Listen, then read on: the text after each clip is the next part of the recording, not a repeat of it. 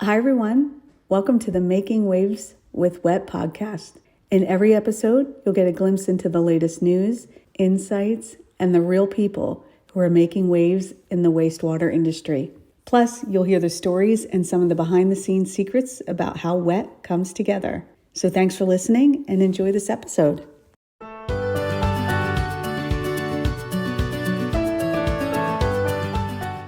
Good morning, everyone.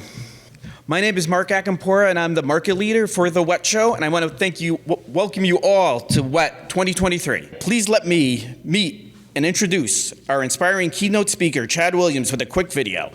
Enjoy all Chad has to share with you. Big thanks to you again, and thank you for attending the WWETT Show.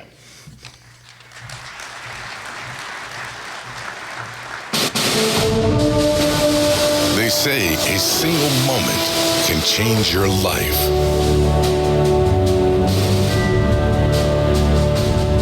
Determined to be something more, he chose a mission which few choose, and even fewer succeed.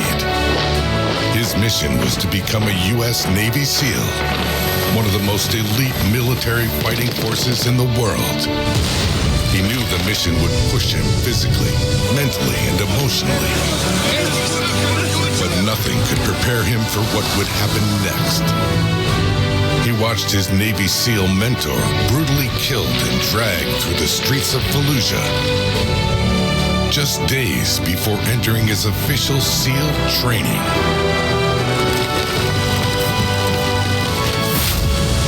Training that is among the most difficult in the world. Through the memory of his friend and mentor, he not only survived, but thrived. Of the 173 trainees, he was one of 13 that earned the honor and responsibility of becoming a Navy SEAL. Wearing the Navy Trident, he proudly served the United States of America as a member of SEAL Teams 1 and 7 on numerous special operations across multiple deployments. He is a true embodiment of the SEAL Team motto, "Earn your Trident every day." Former U.S. Navy SEAL, special news contributor on military affairs, and best-selling author of Seal of God. Ladies and gentlemen, please welcome Chad Williams. Thank you. Well, it's great to be here with you all this morning to kind of paint the picture for you, give you an idea of what it was I was doing on the last deployment I was involved in out in Iraq. We were given the task of hunting down men that make suicide vests and those roadside bombs, IEDs. And while we're out there, we're working with this group. They're called the ISAF. It's the Iraqi Special Operations Forces. And one of our goals with these guys is to simply teach them how to fight their own fights. And so we figured the best way to do that is to not only train them on base, but actually go outside that wire and go fight side by side with them. Well, if you can imagine a whole deployment going by, I'd say pretty good, because we've bagged and gagged some pretty bad dudes, making the world a better place, and we're coming up on what looked like just enough time on the calendar to do maybe one more operation. And we weren't really sure at that time if the ISAF was ready for us to be passing that baton off to them. So we decided, hey, for this final operation, why don't we try and make it a sort of graduation operation? We'll let them plan the whole thing from the ground up, and we'll be there with them just in case things go bad. And so they start from scratch. What's the first thing they need? Well, they need some intel to operate on. And so they find this source that informs them about this man that's an Iraqi policeman. So now we're looking into this guy. It's a policeman by day, but at night, back home, as it turns out, he's one of these bomb makers that we're looking for. And to kind of give you an idea of the type of character that manufactures one of these suicide vests, oftentimes they're not very motivated to actually be the one to strap it on themselves. In fact, they have such a difficult time finding somebody to raise their hand and volunteer. In one instance, they couldn't find anybody, so what did they do? Well, they found two mentally handicapped women, fashioned these vests onto them, shoved them off their crowded marketplaces. These guys watched from a distance like cowards, setting it off with the remote, killing these women, and obviously so many more. Just kind of gives you an idea of the type of character that we're up against. But the ISAF, they've got this guy's number. They figured out where he lives. They presented to us the plan, how they want to approach the house, get in, grab the guy, extract, and it all checks out, looks pretty good. Then they had one unique request. They said, hey, listen, we, the ISOF, they say, we feel we get shot at more than you SEALs do, and we think we figured out why. And so, okay, what is it? And they say, it's the color of your uniforms. We're like, what? The color of our uniforms, not the way we shoot, move, communicate, nothing to do with tactics. You think it comes down to the mere color of a uniform. And these guys are just convinced of this. And so here comes the odd request. They say, would you be willing to maybe take off your American colored uniforms, and for this final operation, we got a pile of ISOF uniforms for you guys that you could put on. So we're looking at this pile of uniforms going, all right, let's get this straight. You want us to put on your uniforms in hopes that we blend in with you, in hopes that we get shot at more with you. And they're like, yes. It's like, fine, it's not about the uniforms. We'll take the souvenir. And so we get those uniforms on. And you know, the funny thing is this, you know, my dark complexion, start growing out a little facial hair, then get on one of these Iraqi Special Operation Force uniforms. I'm walking around on base out there, and I got the guys on my team and my platoon looking at me kind of strange, going, hey, Williams, you know, you're starting to blend in with these guys around here. Looking in, here I am. So I'm embracing this moment as I'm standing up in the Humvee, that section called the turret. You see it in the movie sometimes, guy partially out of the vehicle. Typically they got a weapon right there in front of them, and the weapon on this particular night in front of me is the .50 caliber machine gun. And for those of you in the room that might not know, let's just say that's a weapon that could really reach out and touch somebody. And so I've got my night vision goggles on, looking through my green little world, kind of going over these mental checks, this inventory in my head, thinking about all the things I know about this night and how it's going to go. I know my weapon is headspace and time. That means it's ready to go. I know where this guy lives. I've got the plan, how we're going to approach the house, get in, grab the guy, extract. And one unique thing I know about this operation that truly makes it different than every other operation, I know this is it. This is the final operation, which also means I know just a matter of days from now, I'll be back in my hometown out there surfing in the ocean. But here's what none of us really knew about that night, was that we were actually being set up the entire time to get thrown the absolute worst circumstances we've been in on this entire deployment, as we find ourselves getting set up on an ambush, and now suddenly we are engaging in this gun battle for our lives. And it truly was the team's ability to shoot, move, communicate, and apply these 7 principles that come right out of our SEAL Creed that I want to share with you all that ultimately led to us getting out of that situation alive. And so if it works out there on the battlefield, most assuredly it works out here in the business world as well. And I also think it's worth remembering. Obviously, I stand alive before you this morning on the platform, but it's worth remembering it doesn't always work out that way. We need to remember that our freedoms are not free, and what are they paid for in? Well, they're paid for in the currency of our soldiers' blood out there on the battlefield. And so kind of backtrack a little bit, leading up to that road of becoming a SEAL, and what led up to that night, I think a good starting place would be just coming really fresh out of high school, attending a local community college. You know, that saying is very true, that if you aim at nothing, you will hit it.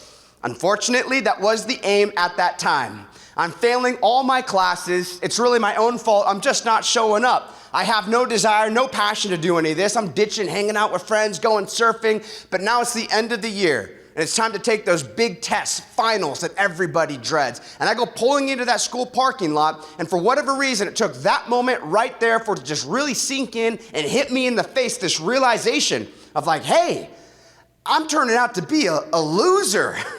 I mean, the kind of guy that no young person wants to be. Because when we're young, what do we all get told? You know, you got somebody in your life that's going to be telling you things like, hey, the sky's the limit. You can do anything you want to do. That big word potential gets thrown around, and that's all very true. But there does come a certain point in life where you need to kind of question, hey, what trajectory am I on right now? And so realizing all my peers are passing me by, and I know this much, I don't want to live, nobody wants to live a wasted life. I want to do something meaningful, something significant. So now I'm brainstorming, how do I turn this thing all around?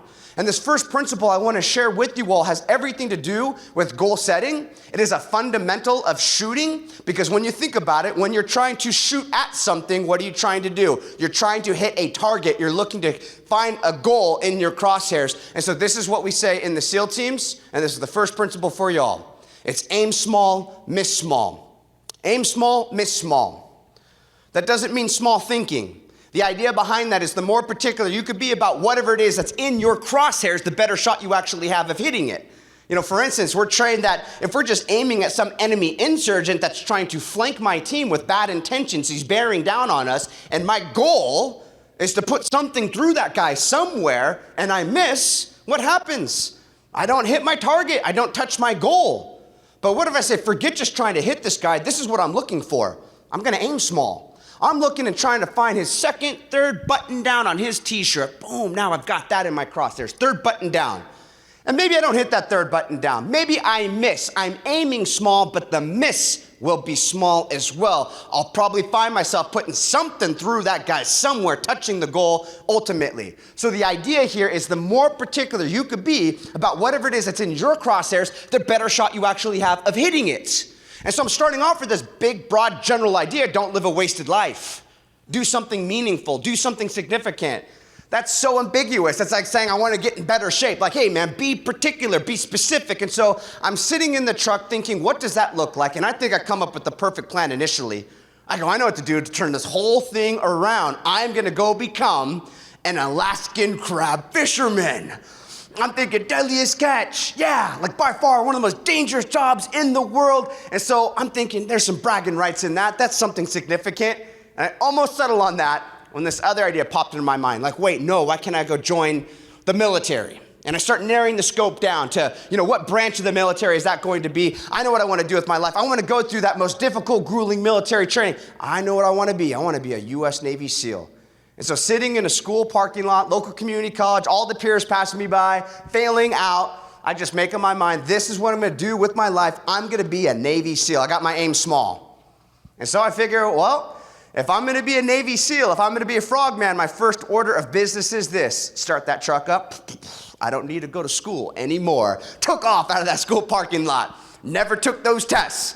But I got to break the news to my pops. I got to let him know as I presented it to him, some bad news and some good news. And so I let him know the bad news, what's going on at school. Of course, he's just like, okay, what's the good news? Well, I'm waiting for that. It's all right, Dad, I got a plan. I'm going to be a Navy SEAL. And you can put yourself in his shoes for a moment here. Like, here's your son that hasn't demonstrated the discipline that it takes to make it to the local community college level, but now he's informing you, it's okay because I'm going to be a SEAL. And so he's looking at me, and I remember him kind of giving me this little talk. He goes, son, just so you know, joining the military is not like anything you have ever done before in the past. This isn't playing ball. This isn't skateboarding. This isn't attending a local community college that when you decide you're over it, you could just stop. He says, if you join the military, and maybe then you find out it's not for you, or suppose you quit and don't make it through SEAL training. Hey, just to be clear, you will still be in the military, and you're probably going to pick up a job like chipping paint off some boat off the coast of Japan. If you can't tell, those words really stuck with me. For whatever reason, that was one of the most motivational speeches I could have heard at that time, because I'm the kind of guy that if you imply that you think that maybe I can't do something, I fall for it. I just bolt down. I want to do it even more. And so I realized actions speak louder than words. And so it's going to come down to actually proving this. And this leads to the second principle I want to share with you all. Once you have that goal, once you have your target in your crosshairs, what type of man, what type of woman is it that actually succeeds when it comes time to pulling the trigger? Well, in the SEAL teams, this is what we say. Second principle, it is the common man with uncommon desire to succeed. Common man, uncommon desire to succeed. People got it all wrong, and they think sometimes that Navy SEALs are just something born special, right? Like cut from another piece of cloth. Something with that DNA. They're just extraordinary people that go on to accomplish extraordinary things. That couldn't be any further from the truth. And SEAL training, especially that first day of training, is the greatest example of that. It is a melting pot. Yeah, you do have these phenomenal athletes that show up that played professional sports or collegiate sports. You've got guys that were in the Olympics, but then you also got guys that kind of just decided one day after failing junior college, I just want to go and try and be a SEAL. Or other guys that just roll off the couch one day, unplug the electronics, decide to put down the video games, and I'm going to go for this. I'm going to try and be a SEAL. And so I remember my first day of training, 173 of us together in my SEAL training class. It's called BUDS, stands for Basic Underwater Demolition SEAL Training. This is where the rubber meets the road. It is by far the most difficult military training in the world, hands down, and the attrition rate speaks for itself. 173 of us, an instructor comes walking into that room, and we're all locked in on him. We're quiet. And he says, Buds Class 254, how many of you are willing to die before you quit? That's the mentality you have to make it through SEAL training. And so everyone's pounding their chest going, hoo-yah, that's our yes. He goes, great, now this is what I want you to do. Why don't you take a mental picture of the person on your left and the person on your right? And so we're looking around at each other. He goes, in fact, if you got guys in front of you and behind you, do the same thing with them. And so we're all kind of quietly looking around at each other. I'm kind of a class clown at the time. In my head, I'm taking real mental pictures. I'm like, chicken, chicken, chicken. And he goes, chances are, if you're still standing here for graduation day, that means each of these guys you just took a mental picture of, by the law of averages, they didn't make it. Do you really think you're the one? And I remember looking around the room then at that point, thinking to myself, like, honestly, wow. Like, where are guys that are going to quit? Where are they going to come from? On the one hand, I know it's not me. I'm going to die before I quit. That's my mentality. I've got that uncommon desire. But at the same time, these guys say the same thing I say, and they say it in the same way. Very believable. In fact, we've already gone through some pre-SEAL training beatdowns together under the hands of these instructors. We have suffered, and nobody has quit yet. No sign of quitting. And it hurt. And so now I'm thinking to myself, wow, if nobody's quit yet, we already have gone through so much pain. How far, how deep into the abyss of suffering do we have to go before some of these guys start falling off? And so looking around the room, realizing the majority of the room has got to go, I'm trying to find in my mind some of that low-hanging fruit. Where are some of these guys I could just pick off? Like this guy, that guy doesn't belong. As I'm scanning the room, one of these guys captures my attention, Barth. He captured my attention. Not in such a way to where I thought there's one of the guys that's going to quit. Barth captured my attention in such a way to where I thought, well, there's one of the guys that will definitely be there for graduation day. Why? Well, because Barth was that guy that was born with something special. He was blessed with some kind of DNA that produced the muscle, the stamina to where there's never a question over who is going to get first place.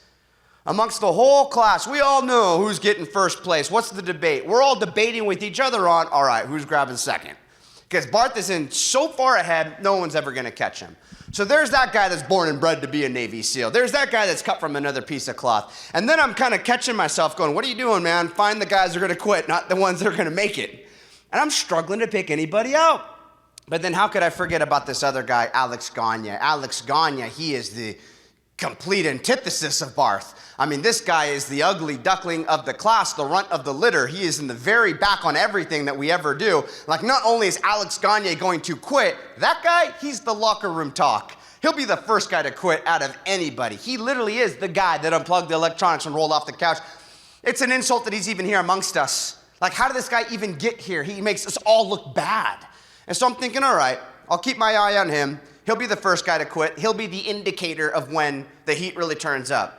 Well, the irony is that by the time we get to the most difficult part of SEAL training called Hell Week, where they keep you up for 5.5 days, you get 4 hours of sleep. That's not 4 hours of sleep per night. That's 4 hours of sleep for the next 5.5 days. And you wind up running over 200 miles during this time, and you're carrying a boat or a telephone log wherever you go with your boat crew, and then you're going out there into the Pacific Ocean. I went through in February, the very month that we're in, second, third week out of the month, the coldest weeks out of the year. That water's so cold when you go out to it in the dark hours of the morning without a wetsuit on, it just takes your breath away. And then you sit there in that water and you perform what's called surf torture as you're linked up with your buddies in the dark, and you are jackhammering. We call it jackhammering cold because you look like you're hanging on to a jackhammer, and the instructors play head games with all of you. They say, hey, we're going to keep doing this. We're going to keep exposing you guys to this until arbitrary number. 3 of you give up and quit. And so we are staying there in that water. It is going to be a battle of attrition then as we're looking left and looking right. And this is where you truly are being tested. Are you willing to die before you quit? Well, the irony is that who's amongst the first to quit during Hell Week? Not Gagne. That guy's still here somehow. Amongst the first to quit was this guy, Barth, the stud of the class, the guy born and bred to be that SEAL, blessed with that DNA, and who was one of the guys that ultimately made it all the way through that pipeline and became a Navy SEAL. This guy, Alex Gagne, that runt of the litter, that locker room talk. What does that demonstrate for you? I spent a lot of extra special time on this one because I think it is probably by far the most important principle of them all. It demonstrates the truth of this principle being a common man with uncommon desire to succeed. That's the key right there. See, the unfortunate thing nowadays, it's very popular in our culture, society, is that a lot of people just write themselves off and they think, well, I'm just kind of the victim of my circumstances. I didn't come from that same pedigree that person came from over there. I didn't get that same household. I didn't get that same family. I didn't get that same education. And so I'm just kind of dealing with the hand that I've been dealt in life and rolling with the punches, just kind of playing my cards, rolling over and playing dead, as though DNA determines some type of destiny, when it couldn't be any further from the truth. Sure, there's people in life that get different starts than other people, but if we've learned anything out of what we saw from SEAL training there, is that DNA does not determine your destiny. What is the most important stuff? It's a factor that we all have control over. It's accessible to each and every one of us.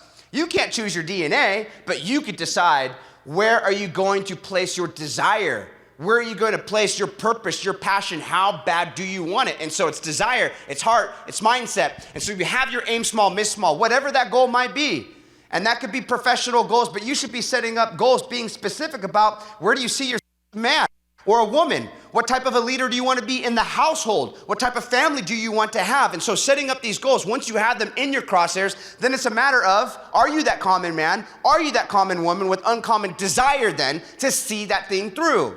DNA doesn't determine destiny, but desire, heart, mindset. You can't determine whether or not you got that DNA that produced the muscle like a guy like Barth, but where did that get him? You could decide whether or not you're gonna have the desire, the mindset of a guy like Alex Gagne. And so I know I want this. I want to be a SEAL. I realize that actions speak louder than words. I don't have a very good track record so far with this junior college thing. And so I kind of go storming off after that conversation with Pops, and I'm just preparing. I'm doing all the running, swimming, pull-ups, push-ups, whatever I got to do to get ready to go through. And I think he sees I'm taking it serious one day because he invites me inside. He says, "Sir, you really want to do this, huh? You want to be a SEAL?" I'm like, "Yeah, Dad, I want to be a SEAL." He goes, "Great. Well, I set up a workout for you with the Navy SEAL. Check out my computer screen." And I'll never forget, as I'm looking over this computer screen, I'm kind of panning over thinking to myself, my dad does not know any Navy SEALs. What is this? And all it says in an email is, "Can Chad come out and play tomorrow?" I'm like, play? Like, Dad, let me get this straight. You met some guy off the internet, says he's a SEAL, and he says he wants to play with me, and you're arranging this meeting right now? "Oh, he's a SEAL, son." I'm like, "You can't trust everything someone tells you on the web, Dad." He goes, "No, this guy's a SEAL." I'm like, "All right, like if you set it up, if you really want me to, I guess I'll go meet up with this guy." Well, as it turns out, there's more of a conversation that took place on a phone call prior to that email that I had no clue about at the time. I didn't find out about this until months later, but I'll give you guys that backstory up front. So the phone call went something like this. He gets on the phone with him and he says, "Hey, look, my son, he wants to be a Navy SEAL, but here's the deal. He has no idea what he's signing up for. He does not know what he's getting involved in. And so I'm wondering if you'd be willing to do me a really big favor. Would you be willing to meet up with my son? And what I'm asking you to do, what I need you to do, is I need you to just crush him. Like, give it to him, bury him, beat this desire of becoming a SEAL out of him." Well, the guy thought about it for a while, didn't get a response on the phone, but then that was the email. That's what he shot off. That's what "Can Chad come out and play tomorrow" meant.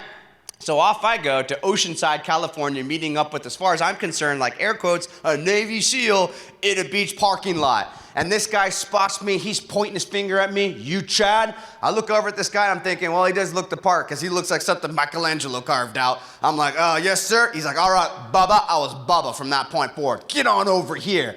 He's got me over there, dropped down on the ground, doing these push-ups. He set up a pull-up bar for me to hit, and I'm kind of hanging in there, hitting the numbers. Then he sends me off on a run.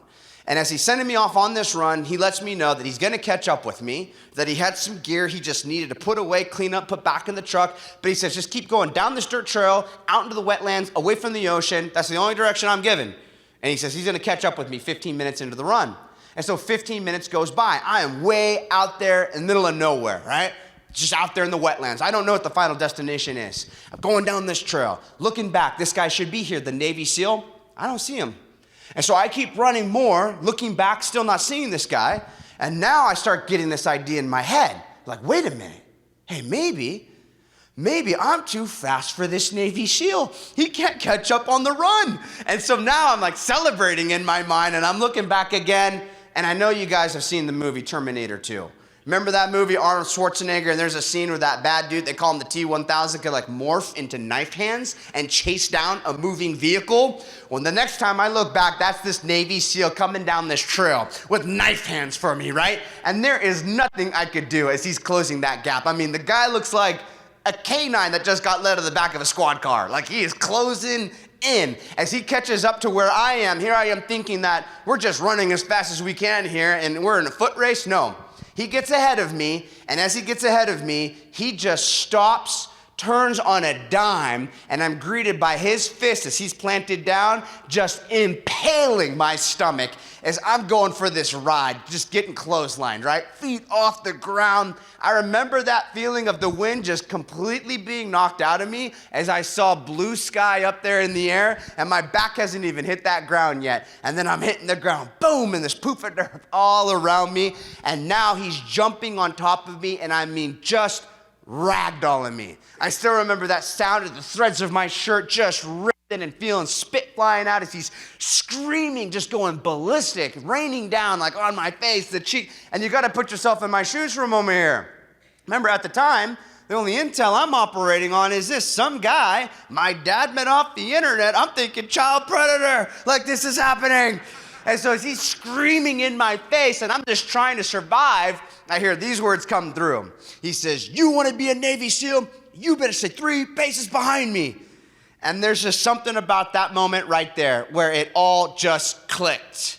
I realized this is it, and this is for real. It's not later on in SEAL training I'm going to be called upon to have that mentality of be willing to die before you quit. It is right here, right now. I don't want it to be right now, but it is right now. And so he said it one more time. 3 paces, turns around, shows no mercy, just takes off. And all I could say is it took everything within me to settle in my mind that mentality of I'm going to die before I quit. And I knew, like, this is the moment right here. This is the moment. If I quit right now, I'll forever be a quitter. This is going to affect the trajectory of the rest of my life. It just took everything to get up. All that, just everything, and to go after this guy and stay on his heels for these miles as we go down this trail. I'll tell you what, you hear a little bit about Hell Week, and SEAL training is by far the most difficult military training, hands down. I can look back and say on that day, I never, even in all of SEAL training, I never went through a more difficult singular workout in my life. I should call it a beatdown session than this encounter with this Navy SEAL, Scott Helvenston. But I hung in there.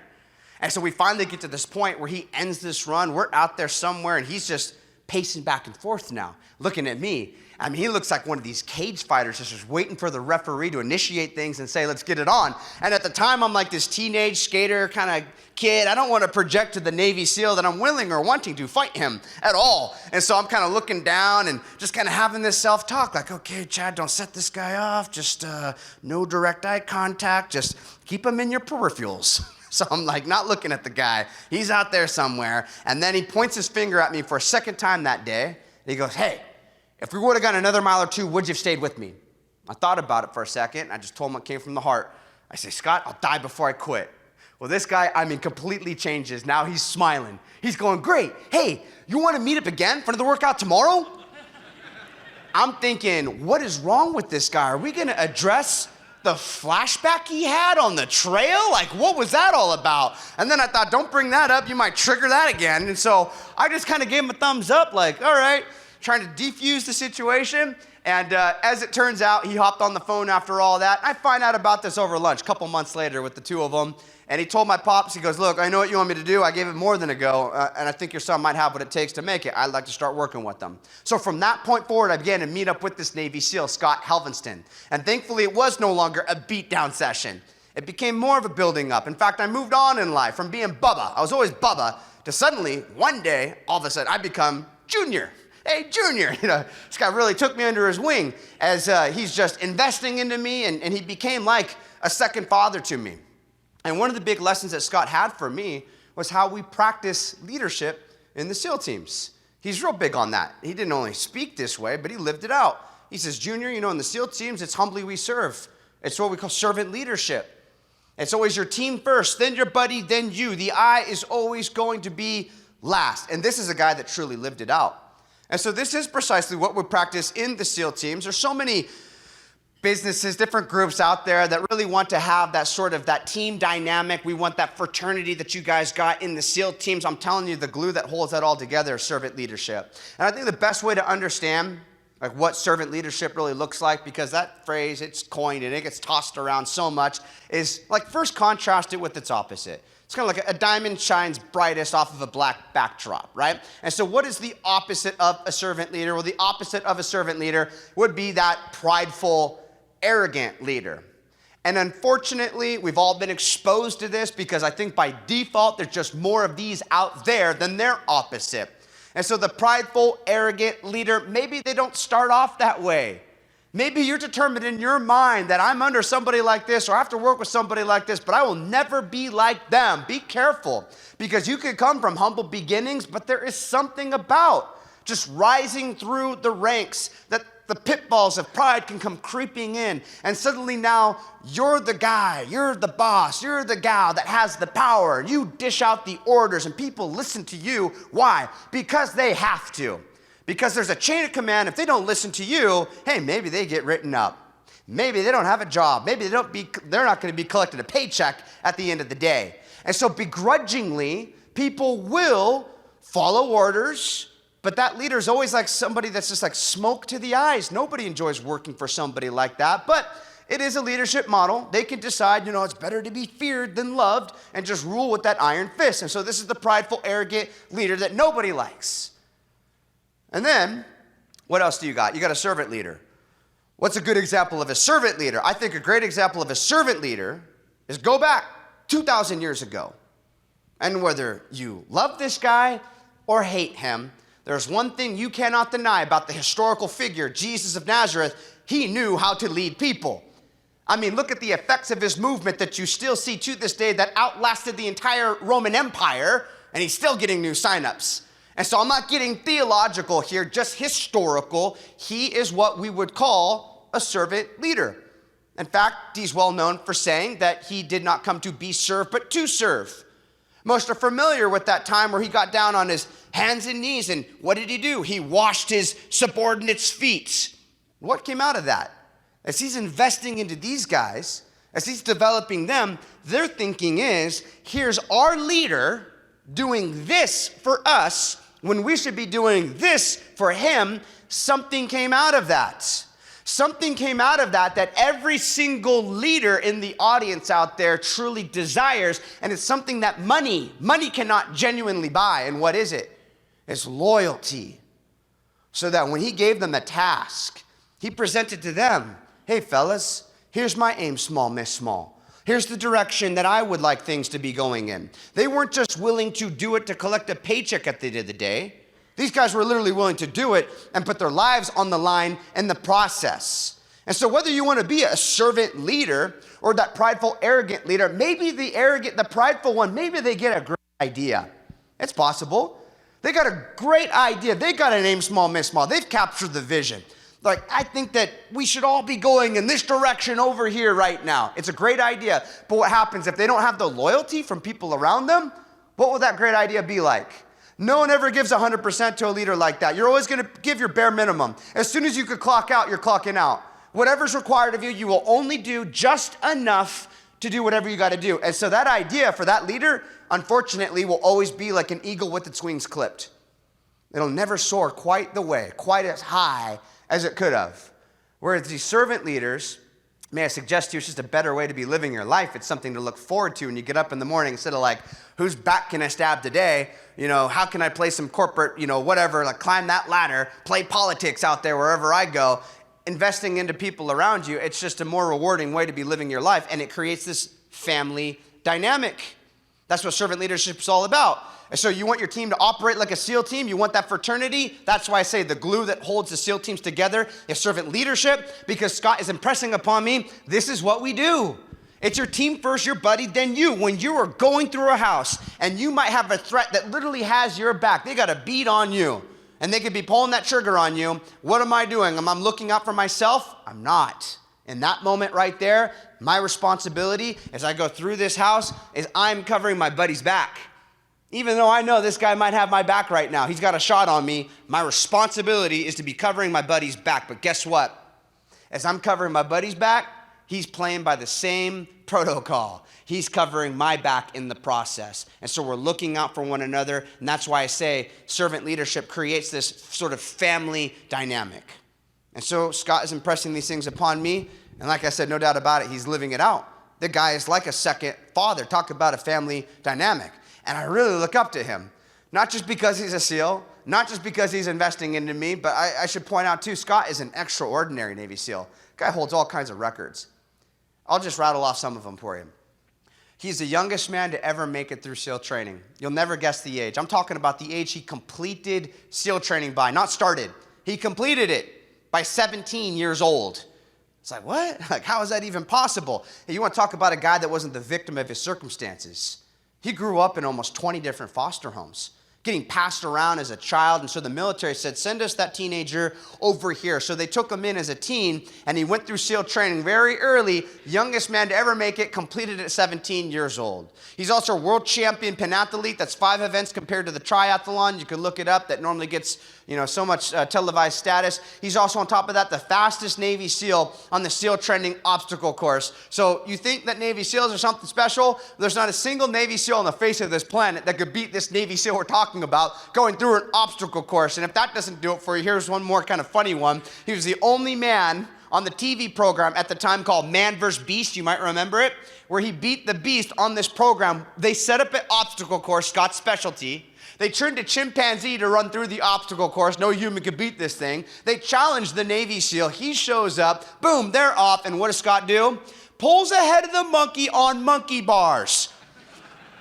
Google it. It's so worth watching, all right? And so you can imagine what it's like to get trained by this guy. And so he did, as my servant leader, invest into me, develop me, get me ready. I sign up. It's time. I'm ready. And so I sign up. I got a date now. It's set. I'm going to be shipping off, leaving my hometown, heading out to boot camp. But before I do, just before I do, Scott takes an opportunity, as he put it, to go overseas one last time. And so he's going to be going off to Iraq. And so he hops on the phone with me. He's telling me, all right, Junior, I'm about to go do this thing. He's referring to going off to Iraq. And he says, I want you to know something, though, that I've never told anyone I've ever trained before. He says, I know you're going to make it through SEAL training. And I can't even tell you what that meant to me. From my mentor, him telling me that he knows I'm going to make it through SEAL training, it meant the world. And so I just can't wait. I'm excited. I want to make him proud. And I want to stop being some loser in a junior college parking lot and actually go do something with my life. And so he's kind of wrapping up the phone call. He's like, well, I'm about to go do this thing, go off there to Iraq. He shares that little bit with me, and he's sharing the timing of it. He says, I'm only going to be gone a couple months. And that's about the same amount of time you'll be over there at Great Lakes, Illinois, and doing boot camp. So by the time you get done with boot camp, you start SEAL training in San Diego, California. He says, I'll be back, and I'm going to be there. I'm going to see you make it through. And so I'm envisioning checking in with my mentor at the end of the day. He's out there somewhere at the end of the day, kind of letting him know how things are going, getting little pep talks. And so we say our goodbyes, we get off the phone, and so he's gone. He leaves before I leave, and I'm about to go. Well, before I go, just a handful of days, television's on in the background. And what do I see on TV? A big old smiling picture of Scott on TV. Typical shot they use to introduce somebody onto a program. And so I'm just kind of what is Scott doing on TV? I didn't know he's going to be on TV again. I thought he's off in Iraq right now. Maybe he's just going to do this real quick before he goes. I'm looking at this smiling picture of him, and I'm not really tuned into the commentary, the words that are going on in the background. As I'm looking at the smiling image, that's when I saw on the bottom of the screen. And it shows Scott's birth date, followed by a dash. And it says March 31st, 2004. And before I could process in my mind, I think the obvious meaning of that, for some reason, it just wasn't comporting. It wasn't translating in my head. It switches from the smiling image of Scott to now I'm looking at graphic video footage. It starts off with a vehicle engulfed in flames in Fallujah, Iraq, which turned out to be the very vehicle that Scott was in, along with 3 other Americans. And now it cuts to these different scenes as this group of insurgents had ambushed the vehicle, and they had camcorders. They're videotaping everything that they're doing, similar to what groups like ISIS does today. And so now this video footage gets circulated. The media is playing some of it, and I'm looking at these different scenes now as it shows Scott and these others pulled out of the vehicle, lifeless, Angry mob surrounding their bodies. They're chanting, they're grabbing sticks and rods, and now they're doing everything they can to try and mutilate their bodies. And then they go and find rope and they wrap it around their legs and they went dragging them through the streets. And they're weak cowards, and so they get tired and they hook them up to vehicles then. And they continue to drag them through the streets, and for them you could see just glee on their faces.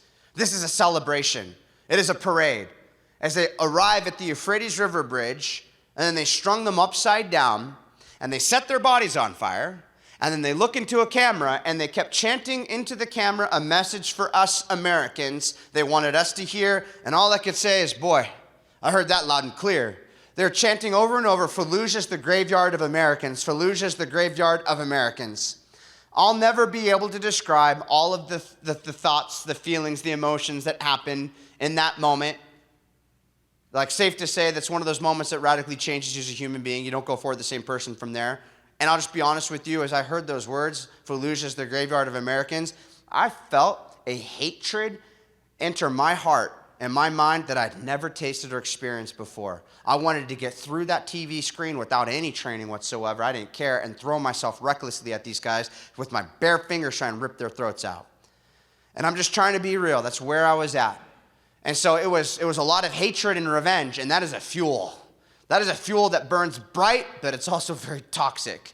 And it's not a good fuel to be burning on, but I'm just trying to be real, transparent. Like, that's kind of where I was at. I went through all the emotions, like what you deal with grief, but I landed on this sort of sense of hatred and revenge and rage.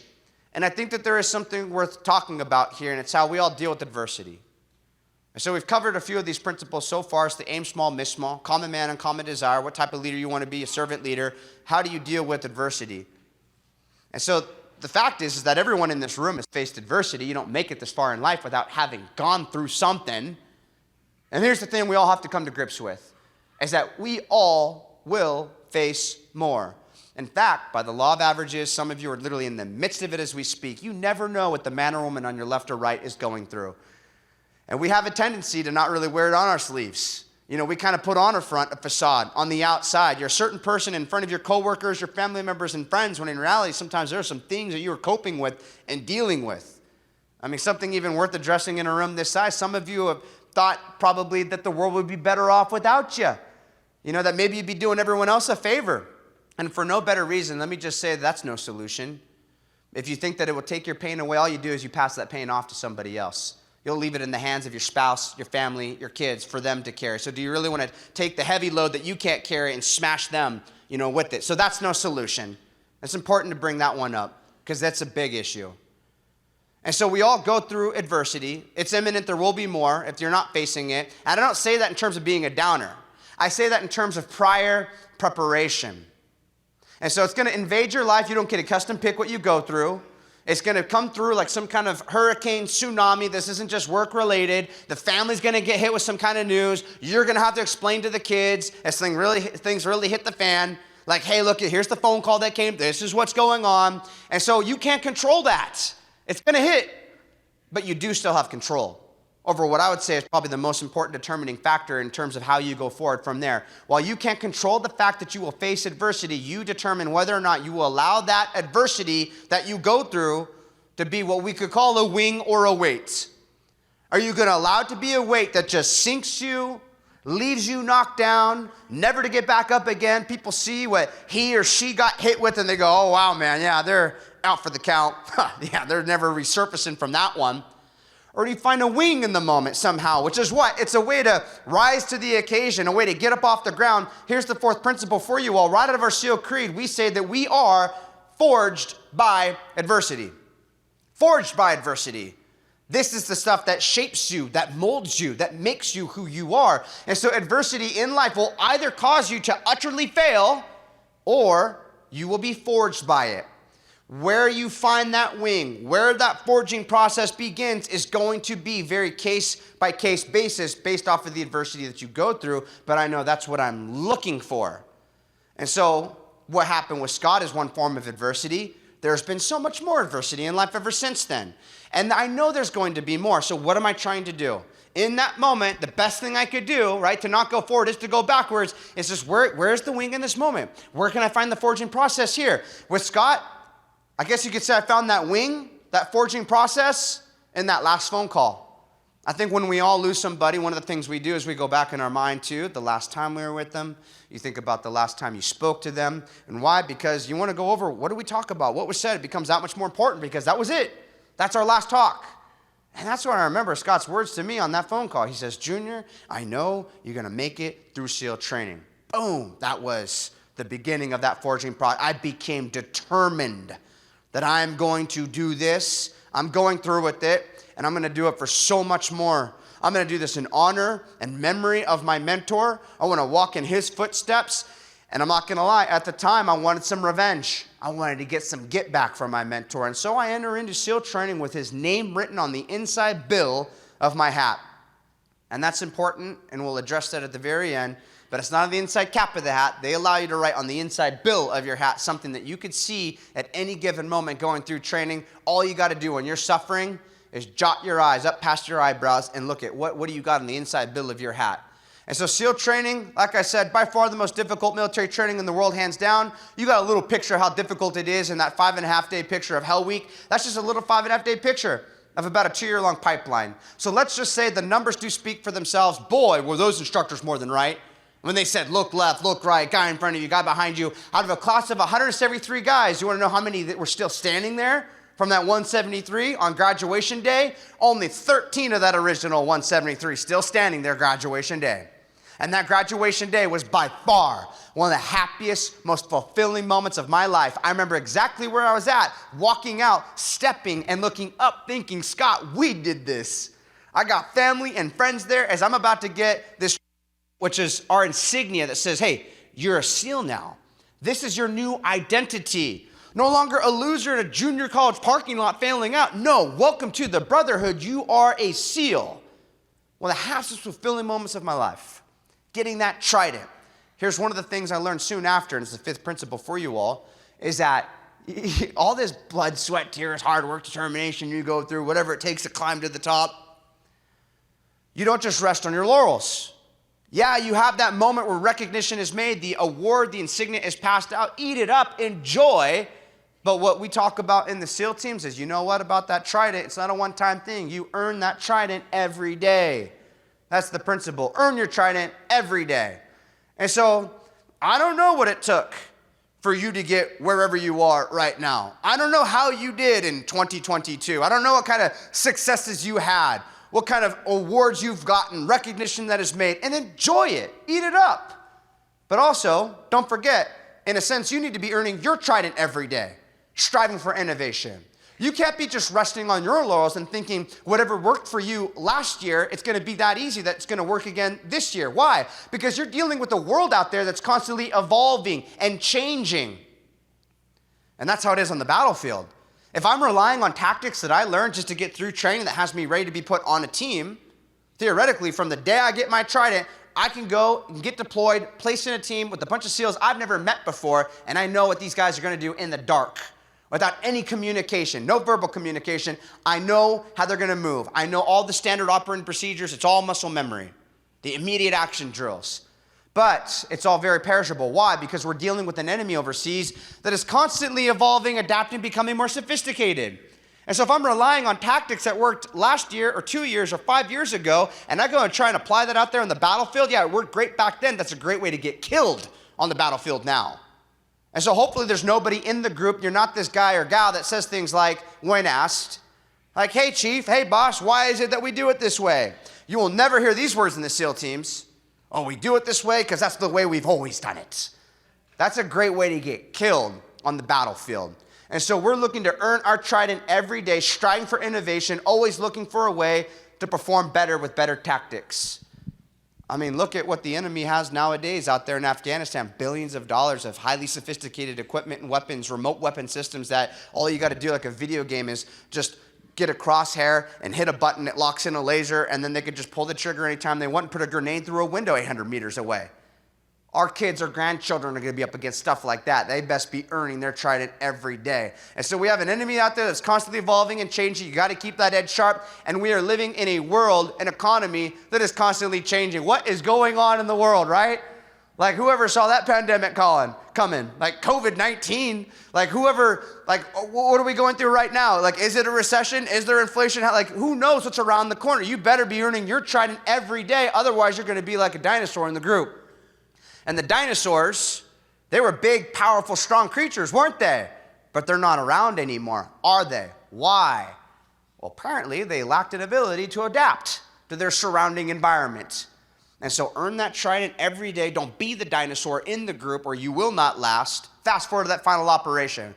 Remember, I'm standing up there in the Humvee, 50 cal in front of me. We're passing a sign.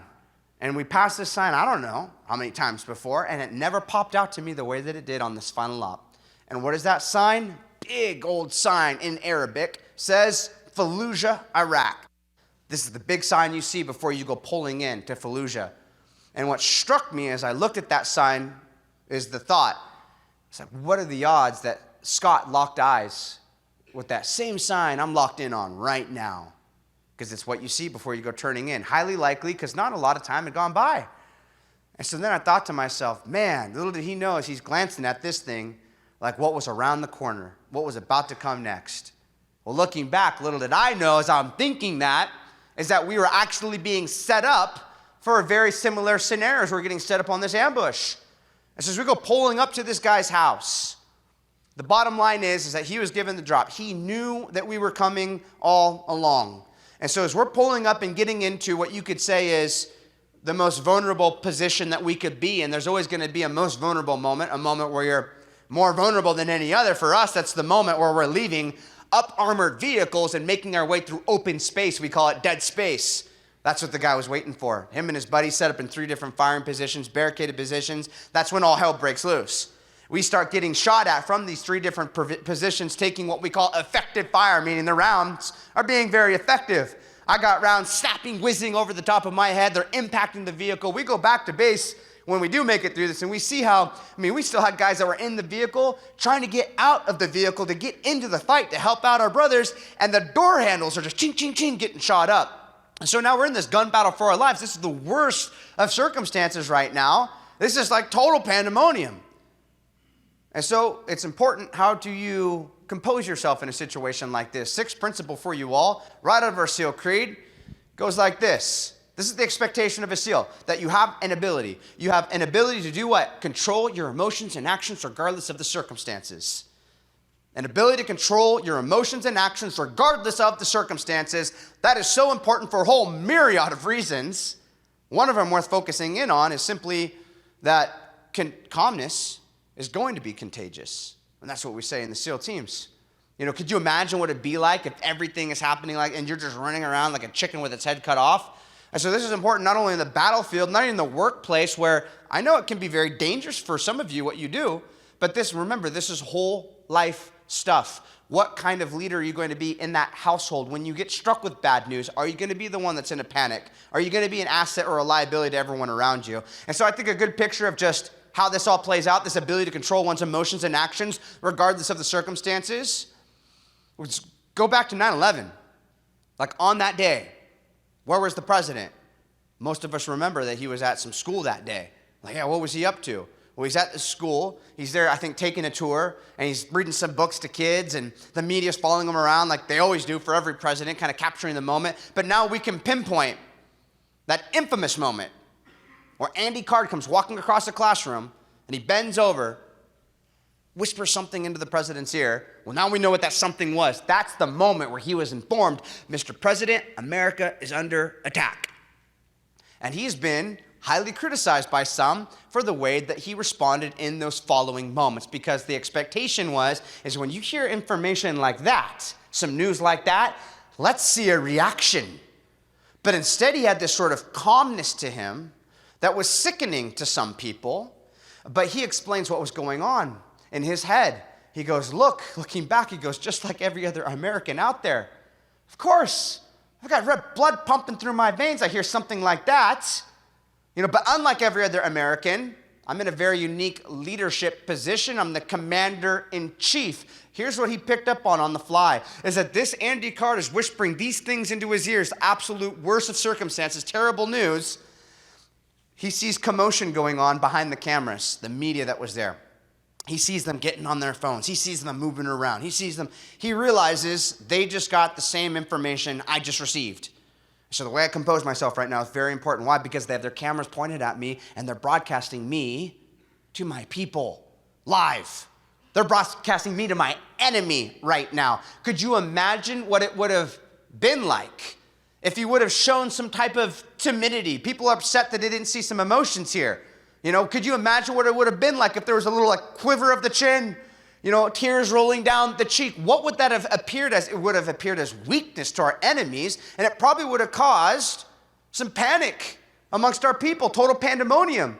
Like the fabric of our society would probably be falling apart at that moment, but instead he had this calmness. I would say that calmness was contagious. It was an ability to control emotions and actions regardless of the circumstances. And so you need to be when things hit the fan. Because what does that do? It doesn't guarantee success. But if you're calm and it's contagious, everyone's blood pressure's down, their heart rate cools off, and they could begin to do what they simply do best. They could go into their SOPs, right? Their standard operating procedures. Doesn't guarantee success, but you're doing the best you can to set up that environment in the midst of it all for them to do what they do best. And so what are the first words that come over the radio in this worst of circumstances as we are taking all this effective fire? My assault leader over the radio says, very calm, cool, and collected, not every man fall back for himself, get out alive. He's just going, it still sticks with me. He just goes, all right, boys, we're going to get out of here alive. I just need you to push left. Well, push left, tactically speaking, meant that he wants us to actually go forward into this hail of bullets from the left and flank these guys. And I would suggest to you that's something that only a servant leader could really call his people to do. Because we have his loyalty. He has our loyalty. And you want us to go in a hell of bullets for you, we will go in a hell of bullets for you. My assault leader was another servant leader. We'll do that for him. And so that calmness was contagious. We're just doing now what we do best. Shoot, move, communicate, applying these principles that I've shared with you so far. And against all the odds, what do? We wind up killing the enemy, driving back those that didn't want to fight. You want to run away. And we got into this house. We captured the guy we're going after, wounded but alive. And I'll suggest to you that one of the big differences between us and them over there is that we preserve life wherever possible. Remember, I told you I had a lot of hatred and revenge in my heart. Those reasons matured along the way. I learned, the ethics of the SEAL teams. We preserve life wherever possible. When this guy was wounded and no longer a lethal threat to us, what do? Just kill him and let God sort it out? No. We pick him up. I was given the responsibility to pick this guy up and carry him into our own hospital. And I remember as I'm walking with this guy in my arms to our own hospital, thinking to myself, for all I know, this guy had a hand in what happened with Scott. At the very least, he probably was celebrating that day. And look at this. Isn't this odd? This is the last thing I'm doing here. And I remember actually thinking, because along the way, there was sort of while I was in the SEAL teams, I come to Jesus for me. I remember looking down at this guy thinking, man, you are so lucky I became a Christian, because I don't know how I would have handled this moment right here. But in a strange way, in a bit of irony or a sort of closure, that's the last thing I ever did, and it's the last thing I ever would have thought I'd be doing in Iraq, is dropping off one of these guys in our own hospital, saving his life. Final principle I have for you all has to deal with really where you find that fuel for that second principle. How can you be that common man or common woman with uncommon desires succeed? There's a couple ways of putting it, and so I'll put it these two ways briefly here. Number one, right of our SEAL creed, it goes like this. In the worst of conditions, I'll rely upon the legacy of those who have gone before me to steady my resolve, to guide my every deed. In other words, before you go out on an operation, we retell the stories of guys that have gone before us, the legacy, and this gets us fired up. We retell the story of a guy like Michael Mansour, U.S. Navy SEAL, who, when he could have saved himself in Ramadi, Iraq, a hand grenade was thrown on top of a roof. He had an exit just a step away. He yelled to the guys, grenade, so they could take cover, and you know what he did? Threw himself over the top of that grenade, covering it with his body. Absorbed the blast of that grenade, all in himself, suffered and died, but because of what he did, all these other guys lived. Greater love is known than this, one that lays on his life for his friends. My friend Scott, although he was killed and dragged through these streets, all these awful things, one of the last things he was known for saying is, when I go over there, perhaps I can make a difference. And again, I think he's a demonstration of the truth of those words of greater love. And so we retell these stories before we go out and operate, and it gets us fired up. In the worst conditions, I'll rely upon the legacy of those who have gone before me to steady my resolve, to guide my every deed. Second way of putting this, maybe a more personal way for all of you, though, is one of the things that I alluded to was the fact that you go through Hell Week and you get it right on the inside of your hat. Before you go through Hell Week, the instructors just chuck these white felt markers out there, and the expectation is you are going to write on the inside of your hat. Whatever it is going to get you to dig deep when the going gets tough. And so we're putting some things on the inside of hats. You guys know one of the things on the inside of my hat, my mentor, Scott. And we're looking around the room at inspiration for one another. Hey, what do you got on the inside of your hat? What do you got over there? That's good. I don't know about that one. Here's a common theme I saw on the inside of hats of guys that made it. Here's one thing it wasn't, their own name. That's important because we're living in a really weird, narcissistic, selfie generation kind of time where people are like, I'm loving myself, I'm working on my own brand. It's like, I hate to hear junk like that because I know when the going gets tough, that's not going to be enough. You need to reach outside of yourself. So nobody had their own name written on the inside of their hat that made it.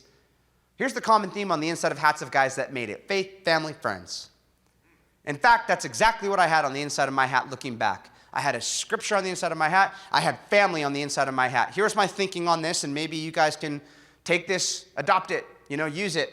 My thinking was this, as I looked at family when I'm suffering, I looked at my family and I thought, they are not going to get a phone call from me when they should not be hearing from me in the middle of Hell Week, telling them over a phone, hey, I quit. I'd rather die than have that conversation. And so that conversation is not going to happen. You have to take me out of here in a body bag before I ever make that phone call. I'm not going to ring a bell and quit. And so, since I'm willing to die before I quit, they're probably not going to kill me in training. I'll see you on the other end. And so faith, family, I had my friend Scott on the inside of my hat. And I also had my girlfriend's name on the inside of the hat. And I still have that hat to this day. It's a little awkward to break out in front of my wife, but just kidding, I married that girl, so I get to keep the hat around the house.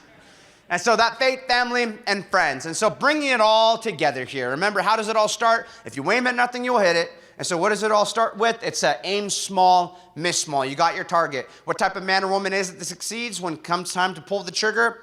Common man, common woman, uncommon desire to succeed. In terms of leadership, what type of leader do you want to be? Servant leadership. I think that creates that family dynamic. That's what we have in the SEAL teams. You can be whatever type of leader you want to be, and adversity is going to come your way, but remember, you're predetermined to be looking for the wing in that moment, not the weight. You're predetermined to find the way you're going to be forged by that adversity. Striving for innovation. Remember, that's earning your trident every day in this ever-changing world. Demonstrating an ability to control your emotions and actions regardless of circumstances. And really the final takeaway, remember the seventh one, this is where it gets more personal. If there's ever like one big takeaway, something for all of you to just really go and execute on, is before you go home, before you go back to your respective sphere of influence, here's a practical one. Have it determined in your minds, what is it that you would write on the inside of your hats? God bless you guys. Thank you so much for your time. Couple little closing things here to mention. Thank you. Thank you so much. Thank you. Thank you.